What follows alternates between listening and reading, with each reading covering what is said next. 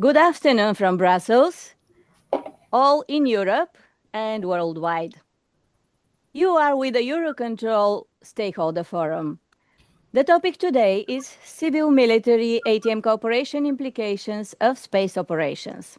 I am Mariana Angelova, Stakeholder Cooperation Manager in the Civil-Military Cooperation Division of EUROCONTROL, and I'll be moderating the discussion today. Welcome. This session is a follow-up of the Civil-Military Aviation Summit held 2 weeks ago, where we identified several high-level ideas that merit further operational dialogue, particularly regarding space traffic activities. At the summit, we reached a shared understanding. As airspace becomes increasingly congested and contested, the intersection of space operations and airspace management, especially in the European context, is crucial and demands our attention. At the same time, the rules governing civil-military cooperation in space revolve around ensuring the peaceful and safe use of space, while also addressing the security and defense needs of nations. In this regard, it is important to reaffirm that civil and military airspace and space users operate under different mandates.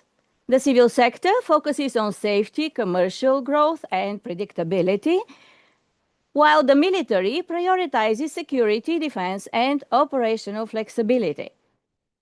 Yet, when it comes to managing airspace and the traffic operations at high altitudes and in space, civil-military cooperation is not optional. It is operationally essential.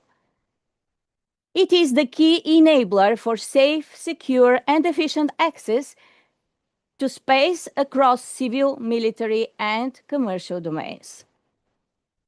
Today, we'll be highlighting key operational areas from national, both civil and military, industry, and European network perspectives. Each of these areas presents unique civil-military ATM cooperation implications, particularly affecting the planning, execution, safety, and security of space traffic operations, especially during launch and recovery phases. We encourage you to actively participate in the session using the Q&A function to submit your questions to the panel, and feel free to use the chat if you need it for any technical issues. Thank you. You see it on the screen. To address today's key questions, we invited distinguished speakers. You see them on the screen. They're both with civil and military backgrounds. Allow me to introduce you. Arne Glass, Project Manager in OHB Digital Connect. Vitor Marques, ATM Advisor, Portuguese Civil Aviation Authority. Wing Commander Pete Sones from the UK Ministry of Defence, Airspace and Air Traffic Management. Munever Çelik, Operations Manager, Eurocontrol Network Manager, Operations Center. Welcome, distinguished guests. Now, let's start with shortly introducing your organizations and presenting your views for the main civil-military ATM implications of space operations. I would suggest to start with the industry, with Arne. I might say that I was impressed from your organization's logo, and I would quote, "We connect space by establishing the connection between the ground and space and bring satellite data into application." Would you please elaborate on your organization's activities? How do you embed the civil-military cooperation into the data sharing for supporting the space operations? Arne, the floor is yours. Yes, thank you, Mariana, and thank you very much for the invitation today. Yes, OHB Digital Connect indeed does what you just introduced. OHB Digital Connect is the second biggest company of the OHB group, whose history and core business is developing space systems, satellite systems, I want to say. But space does also put this on a correct spot. So Digital Connect really does what it takes for satellite systems on the ground. So when it comes to the ground segments, antennas, even telescopes, or when it comes, for example, to the launch pads and gantries, everything that you need on the ground in order for satellite systems to successfully operate it, which also includes, of course, data connections, encryption, decryption, and the communication to the satellites themselves. Yes, and the OHB Digital Connect also endeavors with partners in something that really does have an effect on air traffic management. And yeah, this is something that I would like to introduce today. Thank you, Arne, for your introductory words. Vitor, you represent the state. In Europe, but also at global scale, we need a model for how the state to develop and execute their strategies. We know that recently, actually last week, the European Commission launched a proposal for regulation, and it is part of the Space Act, European Law Space Act. Actually, it will provide a common framework for security, safety, and sustainability in space that would ensure a consistent EU-wide approach. But what is your experience in Portugal, which is the Portuguese model? Who is the responsible authority in Portugal for space policy and governance? How it has been organized at national level to have all stakeholders' perspectives, including the military? Good afternoon, everybody. Vitor, the floor is yours. Thank you, Mariana, and thank you for the invitation, for the opportunity to bring our experience with space operations here in Portugal, even though we're kind of starting the way on this new adventure. In Portugal, the model that we have established was determined by the government. So the government is the responsible for managing the policy and governance for space activities. So what we have is basically two entities that are responsible, one for the strategy and conducting that strategy, which is an agency, which is PT Space.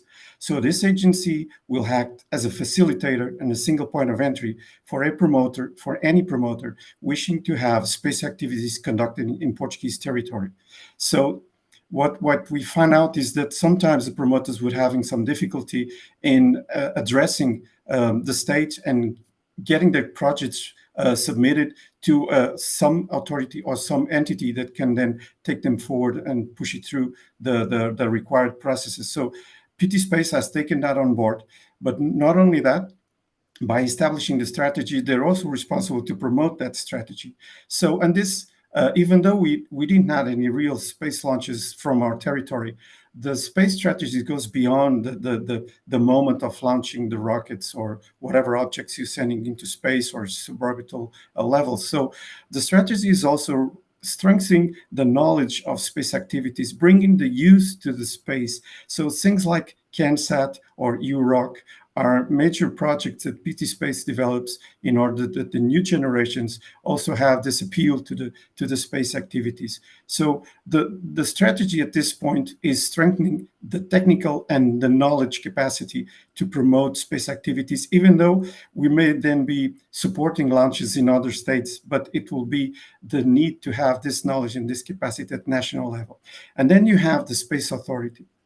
The Space Authority, which is also the Telecommunications Authority, HANACOM, is responsible to assess the processes once all the the documentation is prepared, the safety assessments are done. They're then the responsibles to ensure that a spaceport or some space vehicle is properly licensed to have a safe operation from national territory.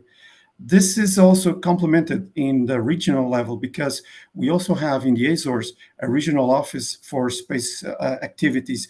Because I don't know if you're aware, but our primary goal for space launches would be to promote Santa Maria Island in the Azores, because the conditions there, albeit airspace, traffic density, all provide one of the best positions for space launches from Portuguese territory.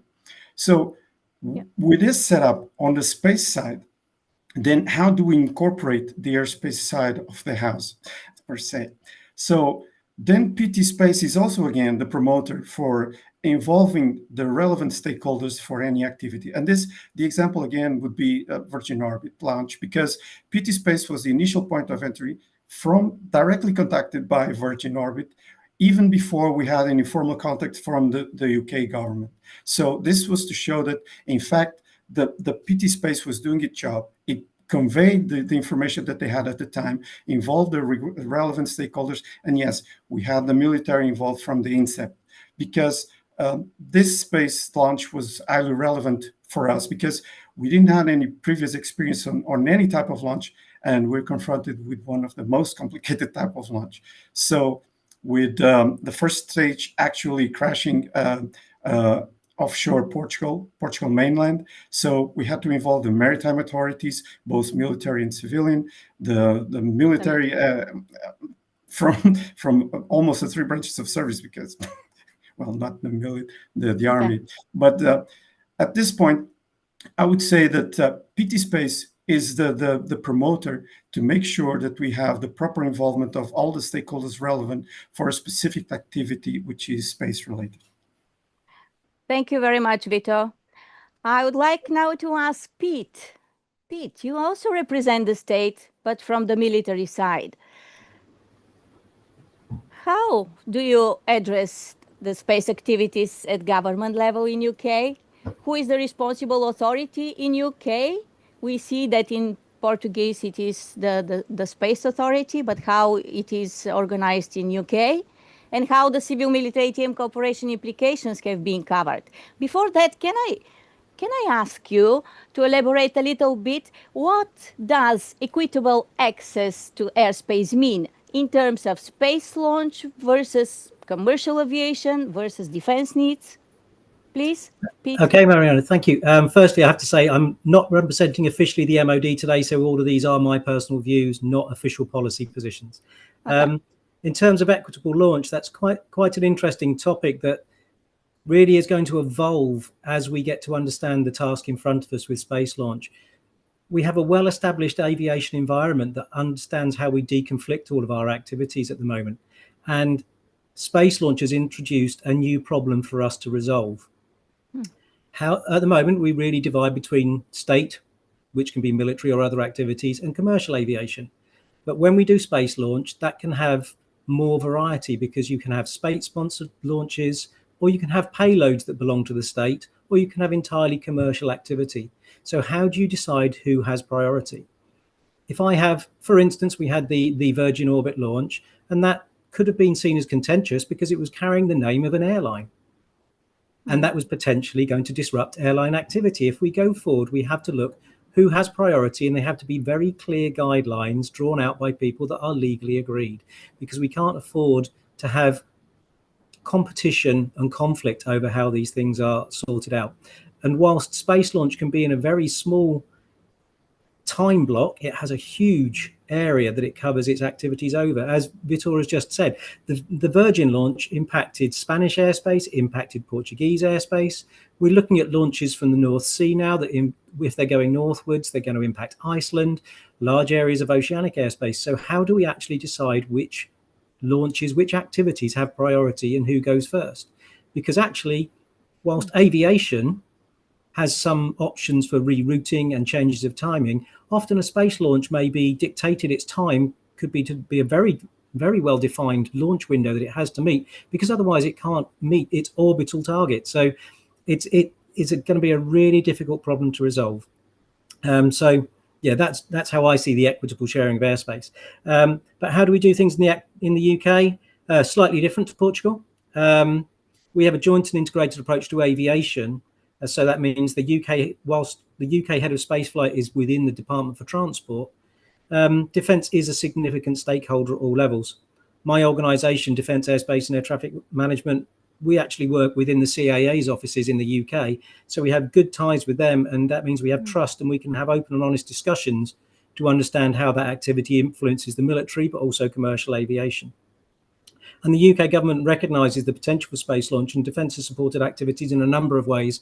Our air traffic controllers down at Swanwick provided the service to the launch vehicle for Virgin Orbit. And we also take part in the airspace design process, which is joint civil and military. So I think that's basically my answer to your question, Marianne. Thank you, Pete. It was comprehensive response. Thank you. Munich, now let's look at the network perspective. Eurocontrol, as a network manager, is prioritizing the space traffic operations. It provides a comprehensive view of what a real-time, data-centric space traffic operations integration should look like. And you established recently a single interface, commonly known as Space Desk. The idea is to have this network-centric view in Europe. How do you coordinate with the airspace users and the stakeholders? And how do you consolidate all these operational needs and also taking stakeholders' feedback? Please, Munich.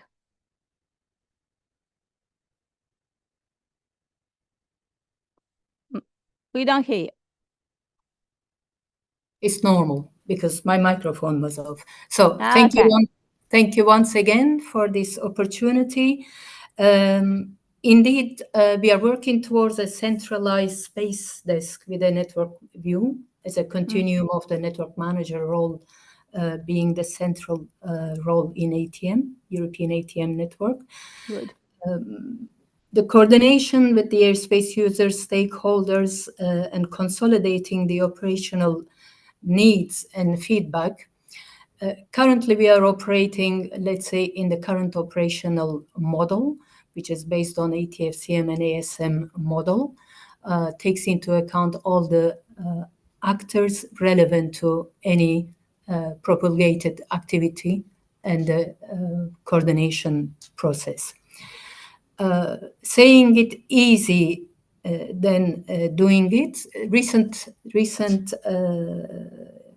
experiences showed us that coordination of cross-border impact space activities, new entrances, with the lack of globally established space procedures, the procedure becomes really long, the coordination process becomes really long, labor intensive, in some cases with postponements and delays, really resource intensive at the same time.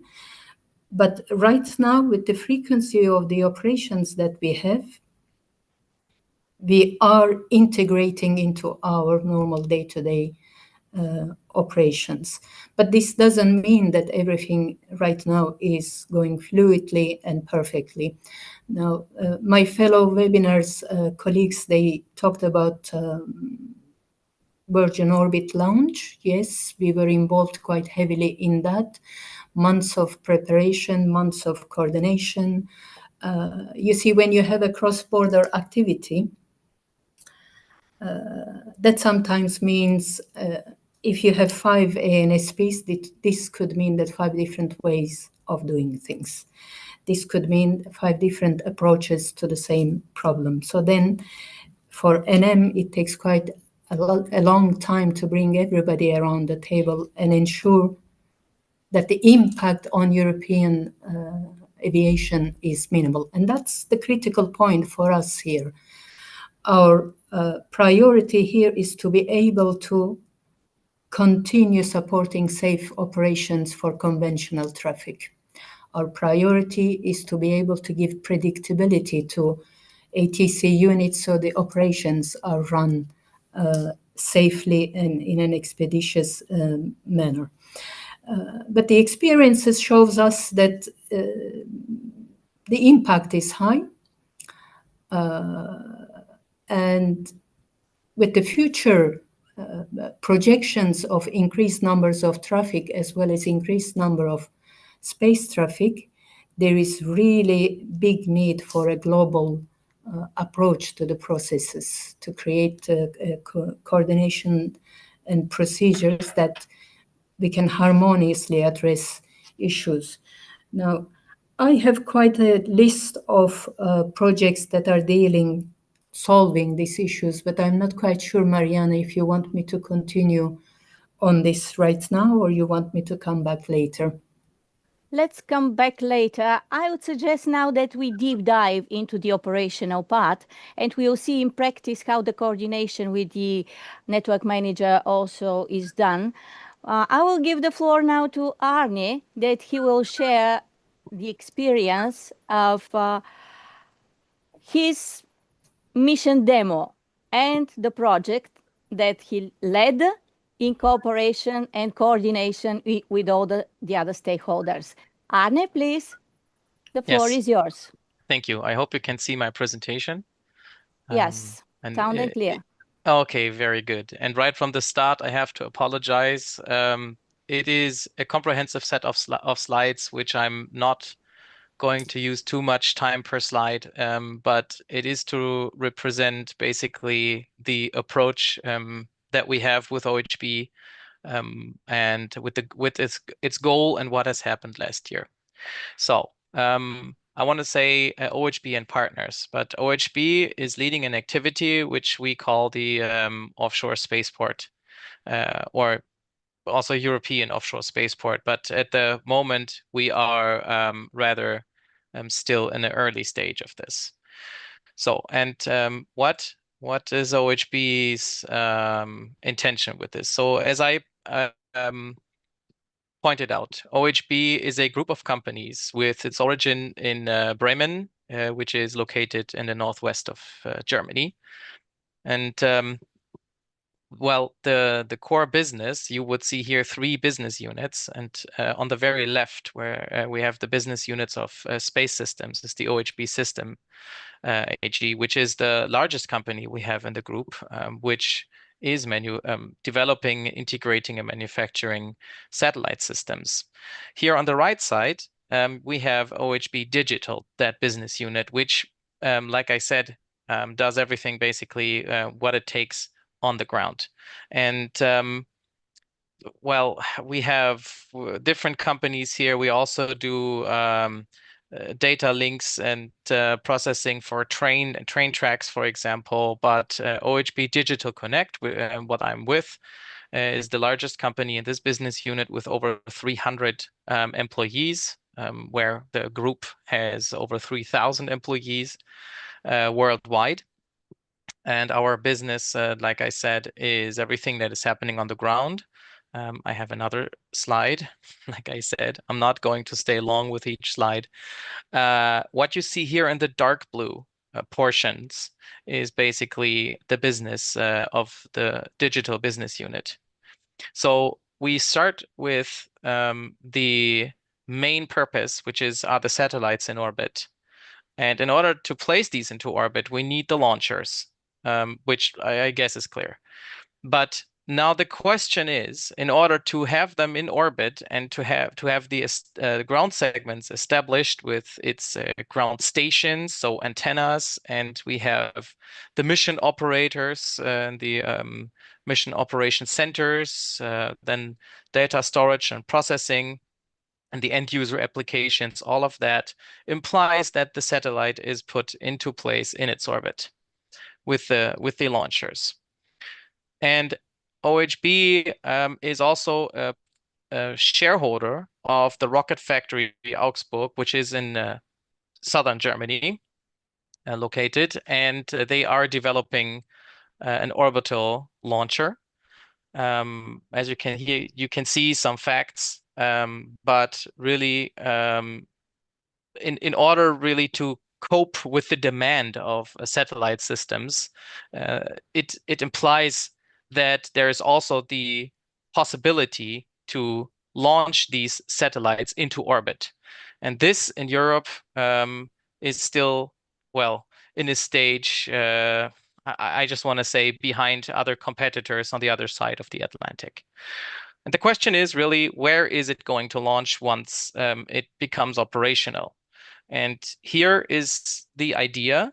If you see here, this is basically the slot between the launchers and the ground segments. So when, where, with what is with the launcher, but from where is it going to be placed into orbit? And the approach here is the offshore spaceport, which is basically an offshore mobile launch platform with OHB and partners, marine partners, communication partners, and aviation partners, as the German Aerospace Center is also a part of this consortium, is developing to have not a fixed location, but is able to move on the high waters and be flexible according to the launch vehicles, their size, their customers, and all these parameters that can be met by such a platform with orbital launch vehicles in different ranges of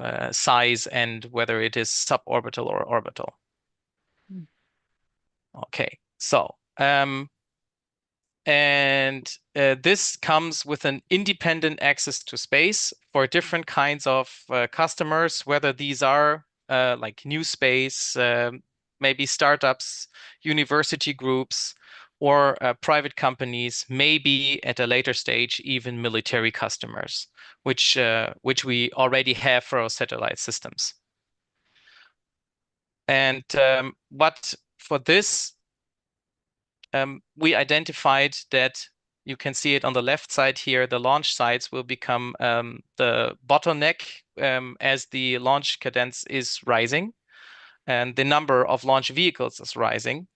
And especially the needs in Europe will have to be met, because if you see, when you look at the image in the middle, we have the European spaceport, which is located in French Guiana, which borders Brazil and not Spain, for example. So if you see the implications logistics-wise, you see that there is really, yeah, that this is really quite a challenge to be met. And you can see on the imageries here on the right, still a concept imagery, but what we plan is to have a setup, actually not one vehicle, one ship, but actually two is the current setup. Whereas there would be a ship with the launch center and communications and support technology installed to it, and there would be the launch platform accompanied, which could be evacuated from personnel right prior to the start.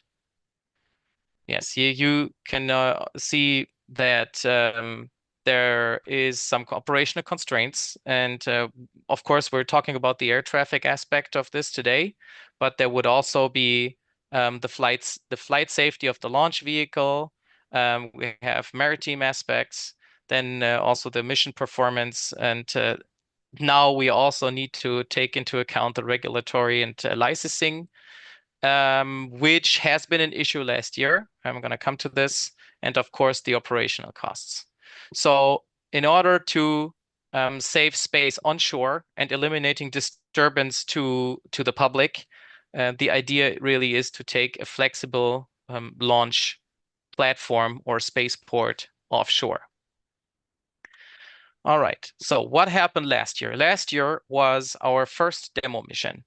And as you can see here on the red box on the very right, the launch was planned, but in the end had to be called off due to a licensing issue, which had we waited longer in order to receive the license, we would have been out of our, say, safe and favorable time frame, where the weather would allow for such a launch to happen.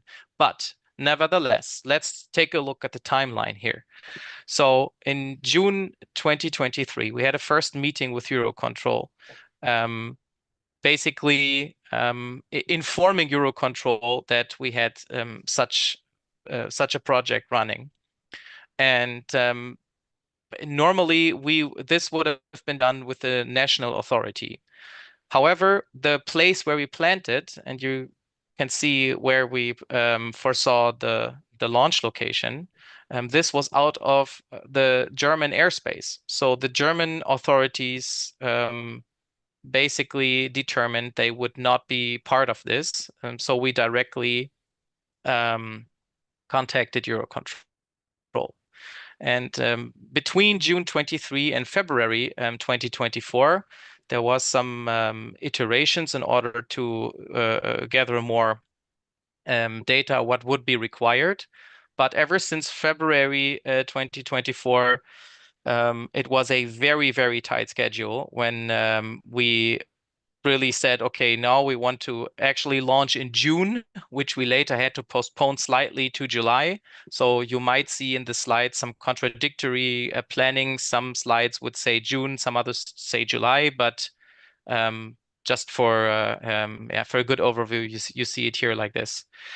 So the first contact we had with the UK CAA, because in fact the launch location itself was planned in the North Sea.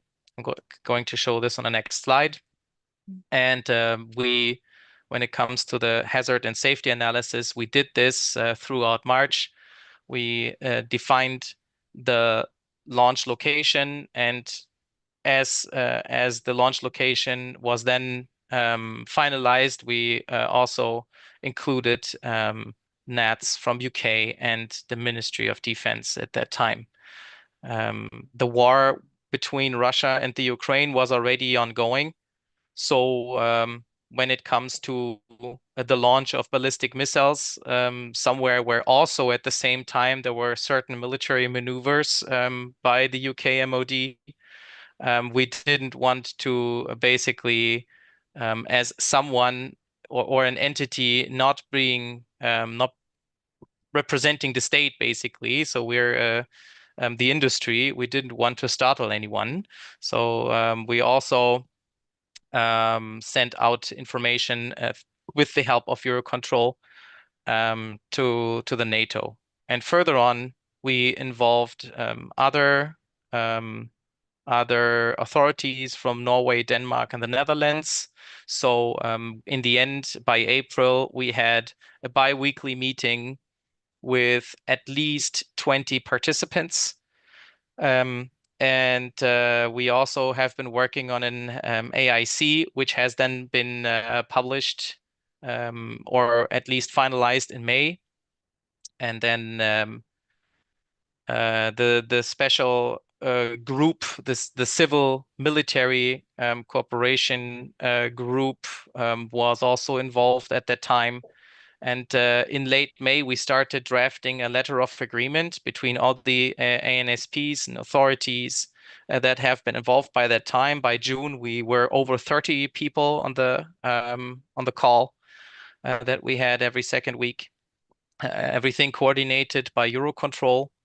And we also set up a communications plan with pre-tactical and tactical sequences. And then we planned the launch by July, which unfortunately 3 days prior, it had to be called off. So it didn't happen, but we learned a lot from this. So on the next slide, I want to show that just the sheer complexity and the dependencies between the launch location, the ships. So I want to say the campaign, the offshore campaign, and the air traffic management was, it was a lot. Here you can see the offshore campaign. So if you focus here on the red boxes rather on the right side, these were 12 days, which these are marked with an L, so it's the launch days. We needed a very, very minimum of 2 launch days within these 12 days. And all the other planning was preparations beforehand and afterwards.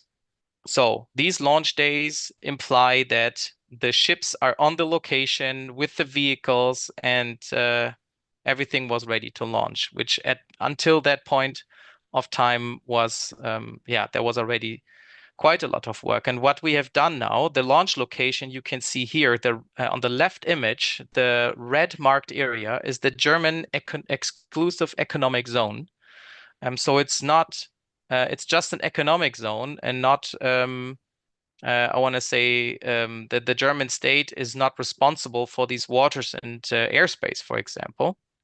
And that was already something that was kind of contradictory. And when you take a look at the right image, I think it is the yellow lines which mark the FAR. And here you can see that it was actually the British and the Scottish airspace where we wanted to launch. Here on the right side, I think the designations can be seen later, have our established danger area zones, which we also had to take into account. So moving on to the next slide. This box and circles that you can see here is the hazard zone that was determined based on an FAA AC, so advisory circular, with data given for ballistic missiles, whether these are ballistic or, and we had also had this, we were planning for 4 different launch vehicles, whereas 1 was just purely ballistic and 3 others had parachutes attached. After the apogee, it would have deployed, and they would have, with this basically wind-driven, sail to the ground. And for this drift area, depending on the wind, you can see the blue circles here. And on the very maximum extent of everything, basically, that we saw, this is the outer red box that you see. So that was the zone that has eventually been established as the zone for these launches. Now, thanks to EUROCONTROL, an assessment and an analysis has been performed before this launch in order to find the time windows on these launch days that you have seen prior. And here also a military exercise was also taken into account, so to get a whole picture when it comes to any implications to the British air traffic. And you can see here on the right, the purple box is the box you saw on the previous slide with our launch operations, and right on the left of it were all activated zones for military exercise. So this would have posed quite some deviation implications for the incoming air traffic and outgoing air traffic. Here, we said, here you can see the result of the assessment. And for the launch days that you can see here on the right, we have 12 launch dates. Then for each day, we had a launch day. We said, okay, what we really needed was daylight. So we couldn't find and recover the launch vehicles once they had returned to the ground, into the waters. So in order to find and retrieve them, and to have safe operations and safe range, we said we need launch windows that provide us with these, but also have the least impact on air traffic.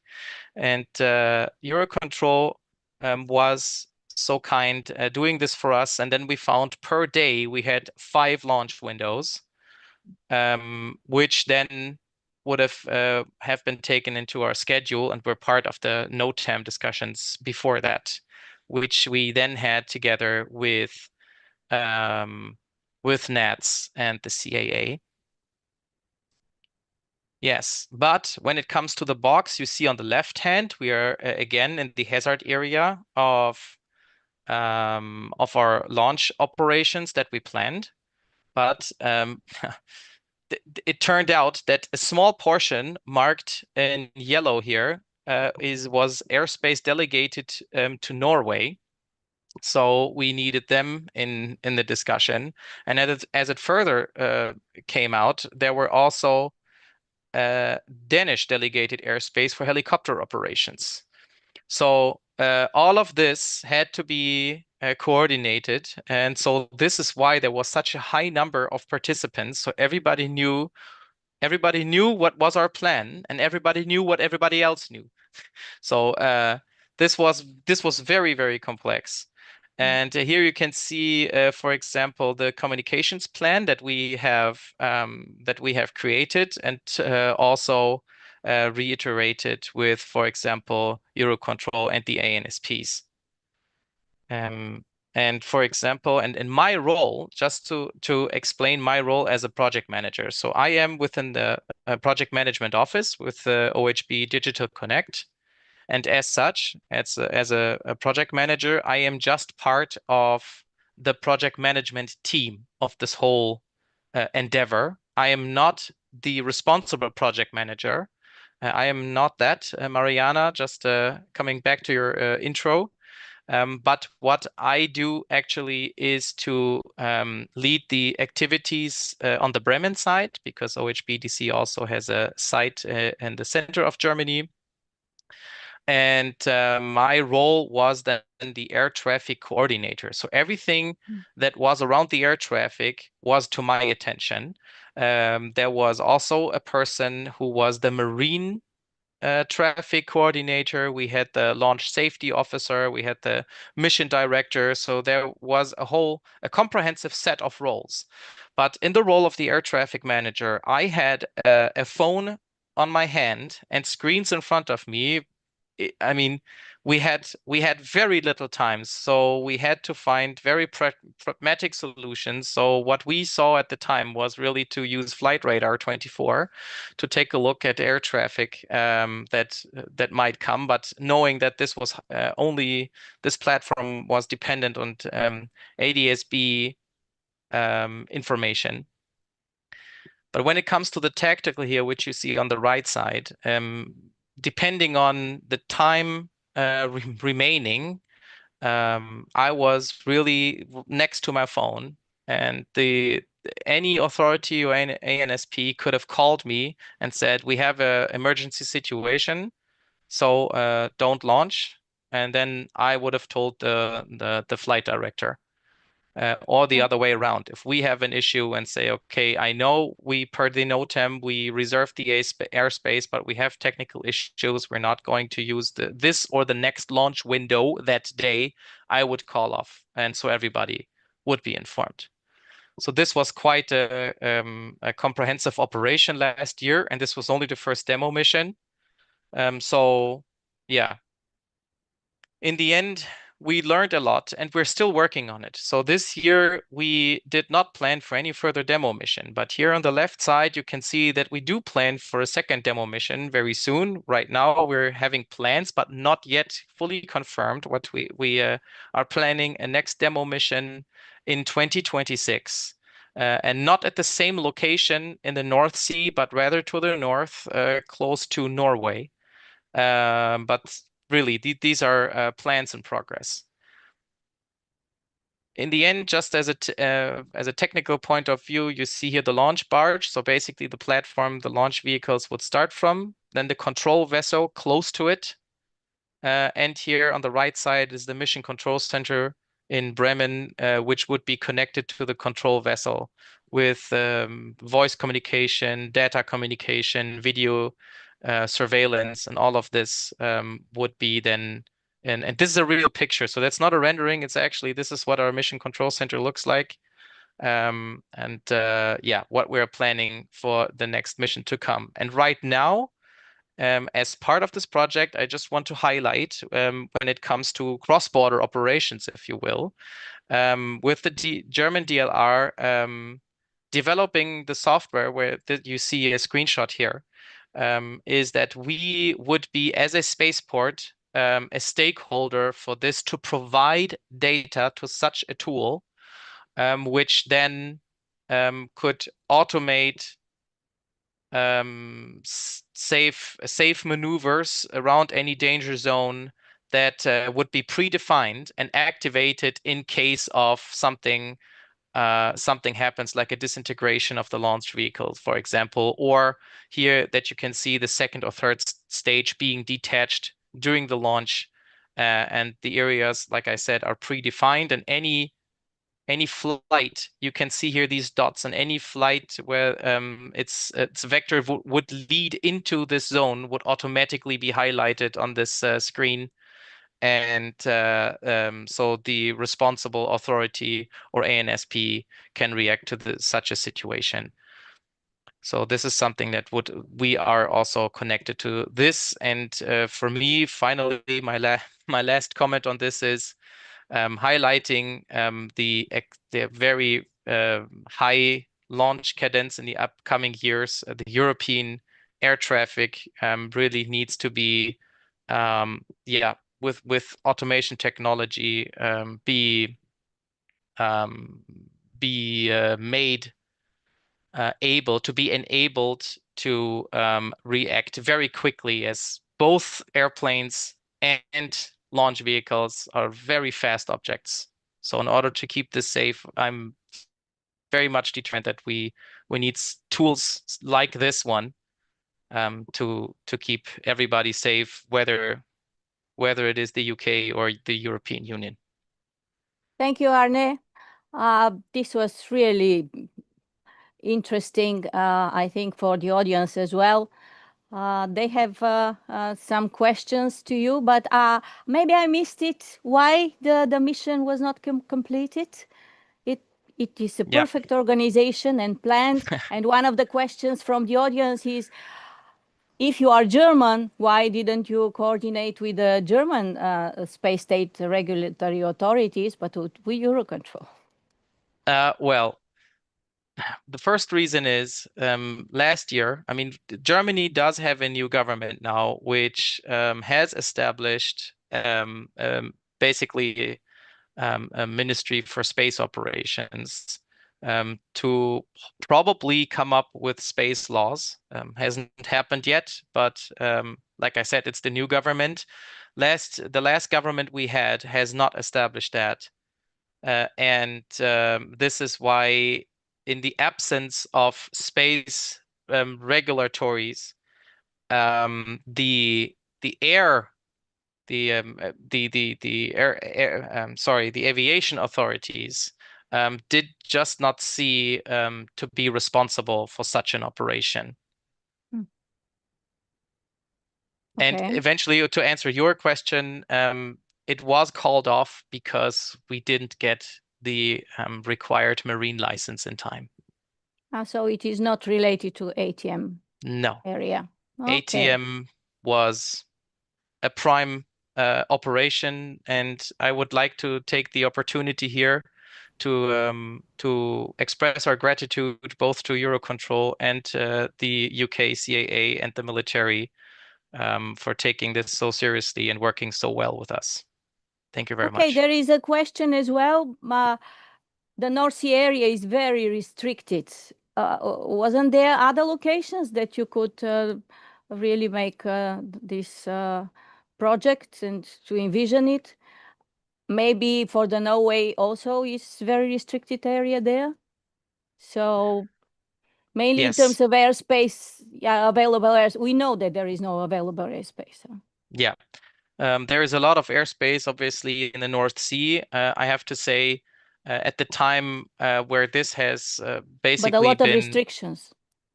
Yes, but when the launch location was defined, I was not yet with the project, so I came to it in 2024, and at that time it was already determined, which also was due to constraints and capabilities of the partners we do this. So if there is certain operational limits for the ships, for example, then this is what we also have to take into account.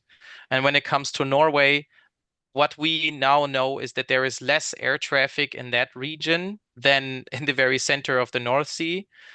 Also, Norway does have a spaceport, and already has some regulation when it comes to a space launch. So this is something that we are in discussions.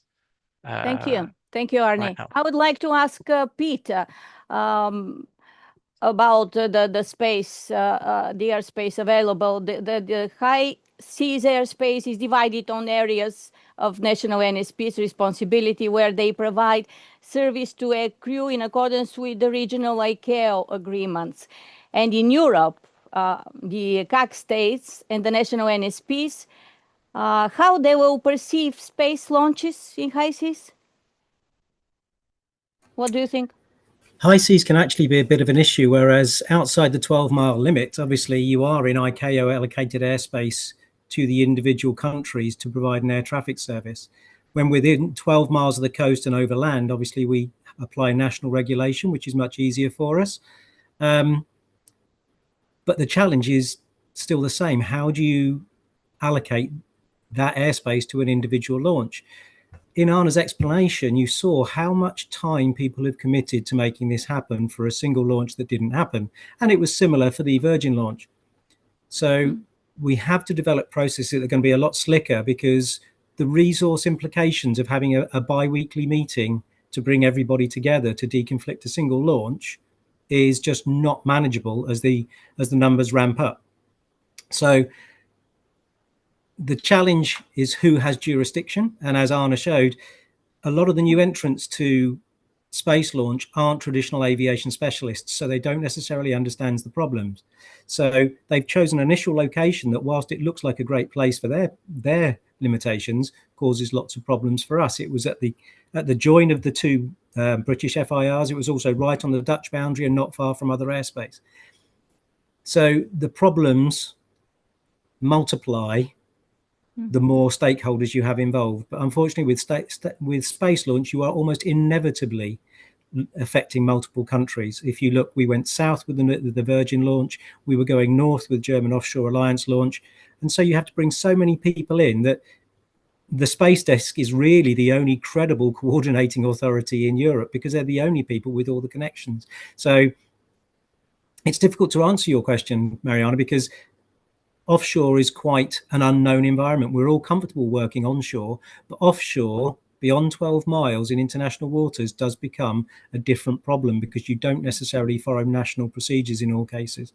And you have crossing boundaries, such as the German exclusive economic zone doesn't sit underneath German airspace. So it is such a complicated question. And a mobile launcher poses more problems in itself, because it doesn't have standing airspace reservations. Whereas if we have fixed site launches on land, we know where they are and we build airspace that is reusable and repeatable. Whereas if they don't use the same space twice, every piece of that work for an offshore launch is for one time only. So it's a huge resource for potentially a single use. Thank you. Thank you. Thank you. I would like now to ask Vitor, because in Portugal they run various space projects empowering the Portuguese space industry, and you mentioned Santa Maria. I would like to know, did you consider the potential of dual use of the infrastructure and how the infrastructure is protected? Thank you again. Pete just brought up one of the issues that we have with the launches, is if we have some way of evaluating a structure that can be reused, it facilitates the process for the promoters of the space activity and also for the managers of the airspace and navigation providers. If you just bear with me for just 1 second, because I think sometimes an image can be worth 1,000 words. And Arne, just the area that you're talking about for the launch that you're planning was basically equivalent to what we have for TDA2 for Virgin Orbit. So this was all the structures that were affected by the space launch for Virgin Orbit. So the complexity you have with an area about the size of the protection area for the launcher vehicle, compared with all the areas that we have here, you can imagine the troubles that we had multiplied by 10.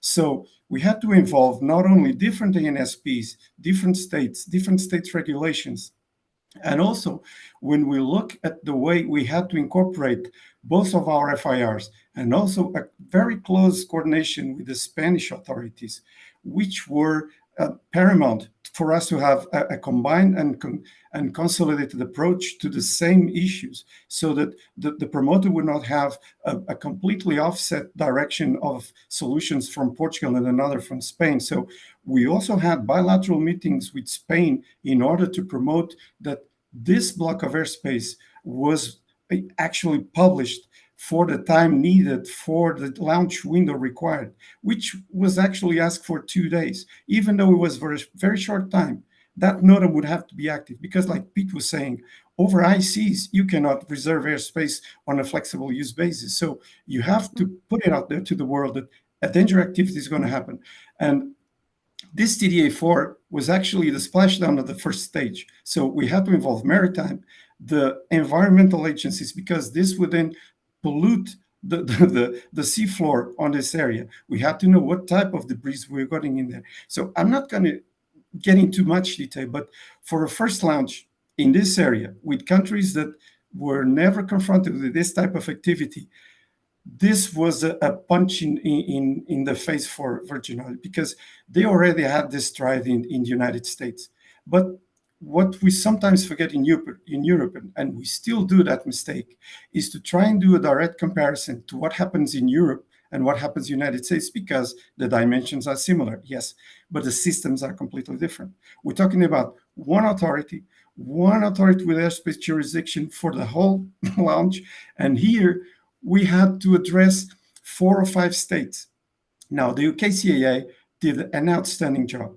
Diplomatically, this was properly conducted, because the problem here is a diplomatic one. Because if you want to go rogue, you can launch it over airspace, over ICs, and you don't ask anybody. Well, that's ludicrous. That's almost like piracy, and it puts at stake all the safety of operations. So the UKCAA were paramount in this issue, and they did all the cooperation that we required. They did all the safety assessments that were needed, and provide all the clarifications that were paramount for us to show, even to our regional government in Madeira, that we were going to have an object overflying that territory that could have problems, but the safety of that flight was assured.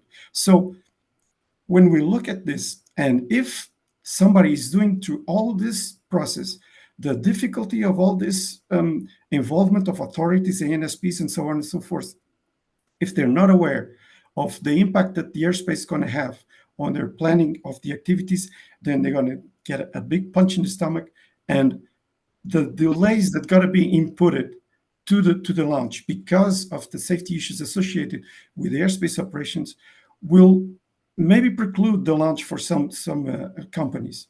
So what I would recommend is every promoter for space activities would have incorporated from the incept the airspace management aspect of the activity. And the network managers and Eurocontrol are providing for sort of an help desk point of entry for you to address this issue, so that when you come to the table with a launch proposed, you're not only looking at the technical and specific aspects of the space launch itself, all the safety aspects related with the vehicle, the spaceport, so on and so forth, but also how you incorporate the impact that you're going to have. And this was an impact on the network.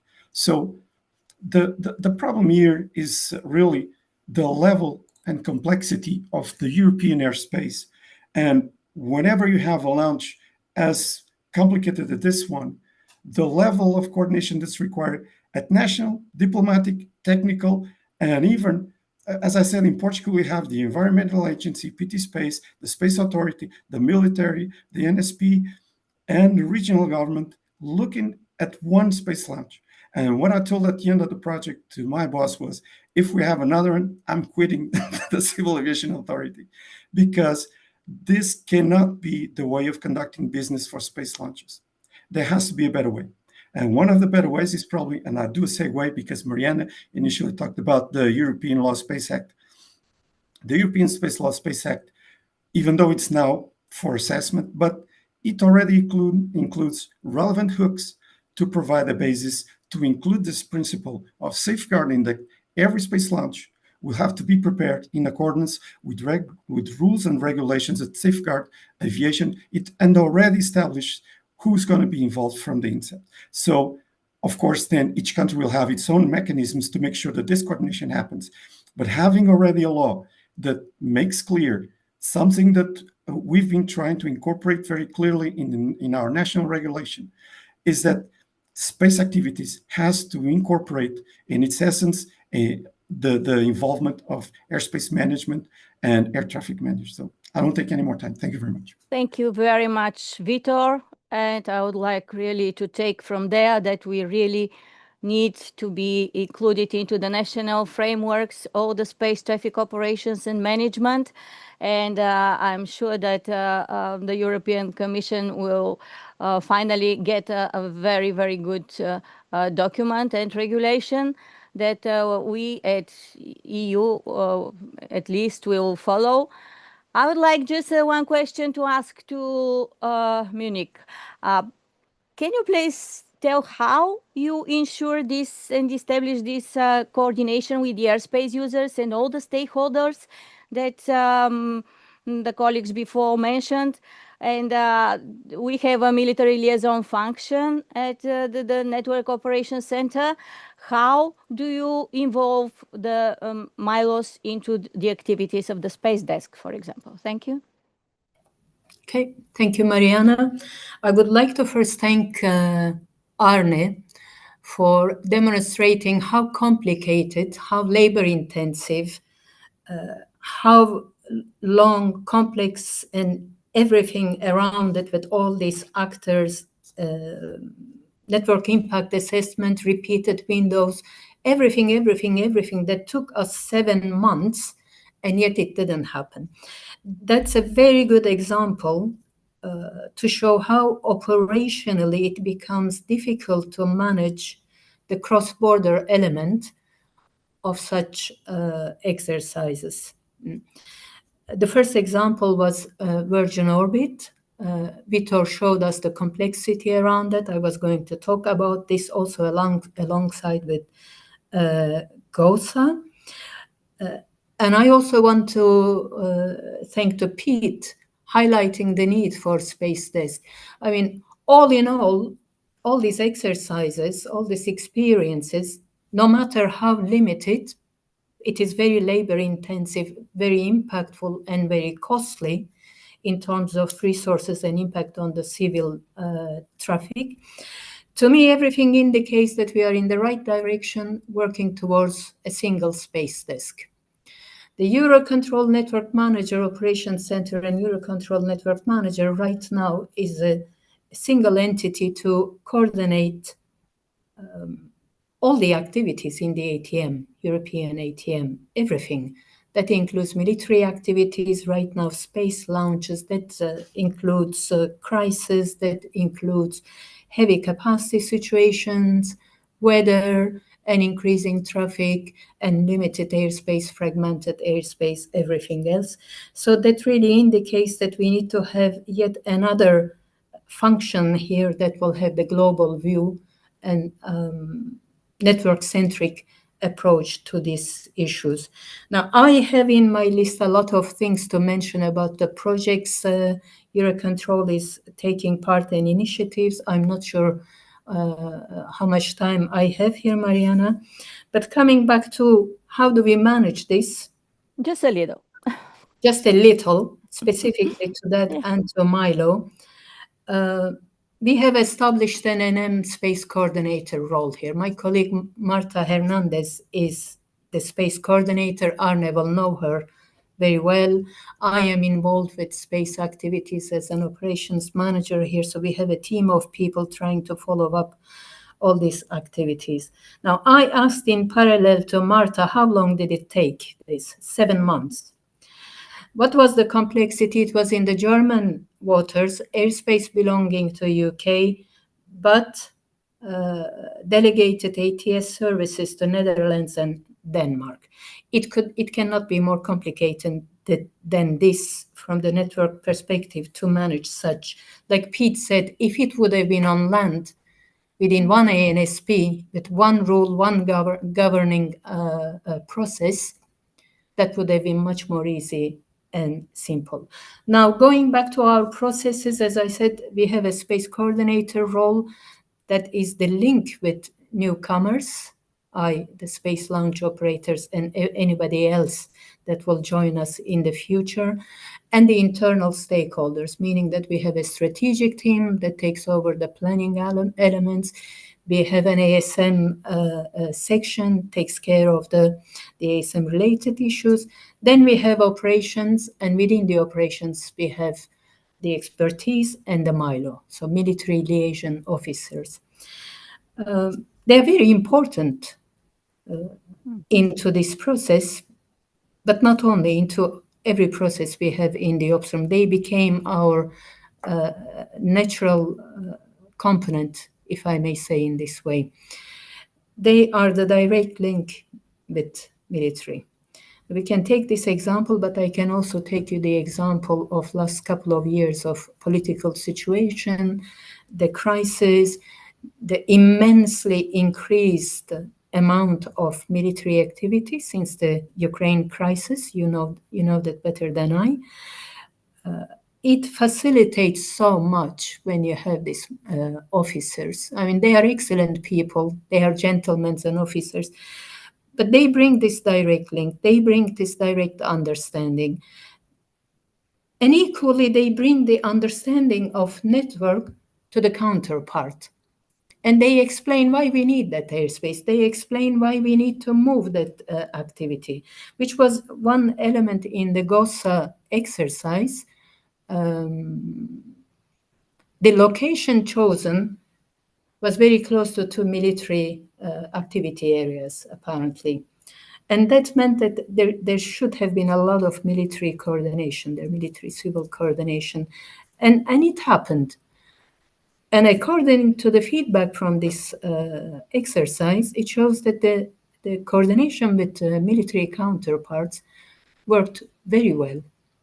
They were very understanding, they were sharing information, and they were part of overall process. So yes, coming back to the MILO into the space operations, I think there is a big role in the future space desk operations for MILO, and we are taking it as an integral part of NMOC operations. Thank you, Munich. We can talk a lot, definitely. I would like just last question to Pete to ask, does the type of space launch matter? State launch, for sure, will have the priority, but we have other commercial launches. At the moment, the rules for prioritization, I believe, have not been written. So it's open for discussion, but it is an interesting question. If a commercial space launch is carrying a payload that is beneficial to a wide area of the population, then that may weigh differently in the judgment of which comes first, commercial air traffic or a space launch. But there are so many variables, because you could have a short notice change to military activity that could then cause a cancellation of a space launch. At the moment, while we have a very low demand for space launches, it's less of an issue. But as the numbers increase, you're going to have a growing impact on aviation, both military and civil. And at some stage, somebody's going to have to make the decisions on what has to go. And sometimes one or other of the stakeholders is going to be impacted, and it's just going to get more and more difficult. So it's going to need to have some very well-defined, legally written down rules that make sure we understand what those answers are. Otherwise, it will be contested, I'm sure, legally, if we can't be seen to do this in an equitable manner. Thank you very much. Okay, time is running so quickly. So may I ask you for your key messages, which for you are the civil-military ATM cooperation implications of space launches and lessons learned for you? May I turn to Arne first? I think Muniva wanted to say something first on the space desk, I believe. That's okay. If that's okay, there was a question. Sorry, I didn't hear. Yeah, there was a question in the chat requesting a bit of information on single space desk. Now, as the discussions are going through the single space desk within Eurocontrol Network Manager, I want to just give a bit of an insight into this project. So we have a strategic scope. Eurocontrol prioritized integration of STO and HAO activities in the conventional European ATM. So within this, Eurocontrol launched INEO project in 2022. This is with the objective of integrating HAO STO as a final goal. Now, there are areas identified. Work is going on in the key areas, developing procedures, operational tools, cooperation with international agencies, organizations, and to work on operational enablers. So this is INEO project. INEO deals with ICAO. INEO deals with EU SST. So we are now continuing to work EU SST to be able to get the data that will allow us use in NM Space Desk, especially important for predictability and re-entries, which is a gap. Thank you. Thank you, Munich. We have 5 minutes. May I ask the other panelists also to say some final words and key messages? Arne? Yeah, well, the key message from my side, I already emphasized, is that we are going to see larger numbers of space launches, and the air traffic management as it stands, I can only second my fellow speakers here. There needs to be a single coordinating entity, and I am definitely looking at Eurocontrol here. Thank you so much. Pete? Thank you, Mariana. For the launch operators, I would say coordinate as early as possible. If you don't, you are setting yourself up to fail. And for those of us who are the experts from aviation, or the not experts, because we're all learning about this, be kind. A lot of these people are not aviation specialists. They will need your help to find their way through what for us is day to day. For them, it can be very, very confusing. Vitor? Yes, again, thank you for the opportunity. I do believe that Portugal has excellent conditions. We're currently in the process of licensing the spaceport in Santa Maria, and it's offset from the main European routes for aviation. And that's why we're giving it a great priority. The involvement of the airspace community in this process is paramount in bringing the space community to these issues. And this webinar probably helped presenting the space desk from Eurocontrol, and for the countries that the space authorities are being implemented, and there are also points of entry specifically for this activity that should be explored by the promoter. So thank you very much. Thank you, Vitor. And just a little summary from my side. From the talks today, we acknowledge that the stakeholder collaboration is critical in managing the space traffic operations and the related threats, military ATM cooperation implications of space operations, and the respective challenges should be addressed effectively. There is a currently going on EU legislation, as we found from last week, but we really need a global framework for space traffic launch and re-entry operations that is leading to ad hoc and also procedures that we have to apply in the regions. We in Europe are looking forward to these future global safe space traffic management provisions and guidance for the states, especially for developing their strategies and their national frameworks. With the disruptive innovations in the field, the space operations today demand not just technical excellence, but also, it was mentioned during the discussion, political coordination. And the civil-military cooperation is what bridges that gap.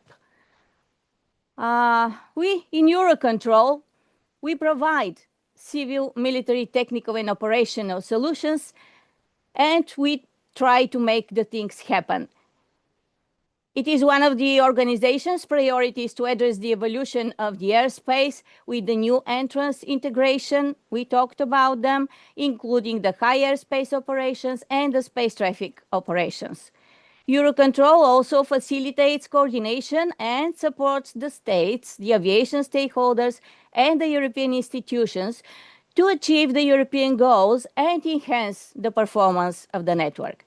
The space traffic operations and management topic will continue to be on our agenda. Thank you all for the interactive discussions. Thank you, the communication team of Eurocontrol, for the organization and the valuable support. See you next time. Have a nice summertime.